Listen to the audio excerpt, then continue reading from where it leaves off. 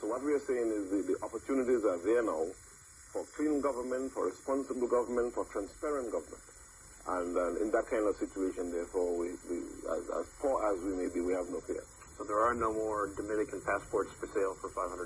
No, that's always the question. It used to be $50,000 to the Treasury, and the rest of the money went to the agent. So if somebody wanted a new name then, you buy a passport, you give the Treasury $50,000, the agent would say they want $400,000, and they keep the rest. That's how it was. Because the accusations were that your country was allowing in Soviet mafia, drug dealers.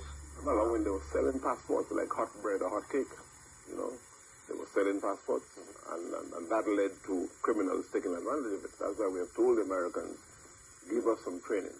Because the minister, when he was accused, the former minister of Finance, Mr. Timothy, when he was accused of letting in Christopher's case, he said he's only a white-collar criminal, so what?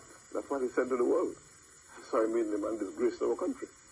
And when this government moved to arrest some people who had all kinds of privileges, illegal privileges with the customs, after we got elected and they were arrested, he went and paid the bill. You know, so that he felt that really Dominica was an estate that his father or somebody in his family left for him in the will. And all this kind of nonsense has been now stopped. And we are a transparent country, we are a proud country, and we're looking for the cooperation of the outside world to help us build the country, because the country, in terms of ecotourism, in terms of its natural environment, is good. The Sainsbury's, the big supermarket chain in Britain, came down to Dominica a month ago, and they have identified Dominica as an area where organic farming can be a major component because of the natural nature of the country, the natural beauty. One of the few islands or countries in the world where you can drive your car along the road, stop anywhere and go and drink water without worrying about pollution. That is the kind of country that we have. So on your tour right now, what kind of portrait or image of Dominica are you trying to portray? What would you like people to remember the country for? I want people to remember the country as a country that is under economic distress. We're not going to deny that. But a country with great potential. And if we set the parameters right, if we set the enabling requisites that Dominica can develop, and everybody can share in the prosperity of our country as a democratic, small as we are, and we are much bigger than many islands in the Caribbean, except Trinidad, Jamaica, and Guyana. And among the English-speaking Caribbean, we're bigger than Barbados, we're bigger than Antigua, we're bigger than St. Vincent, bigger than St. Lucia, bigger than most of the other islands, St. Thomas and Croix.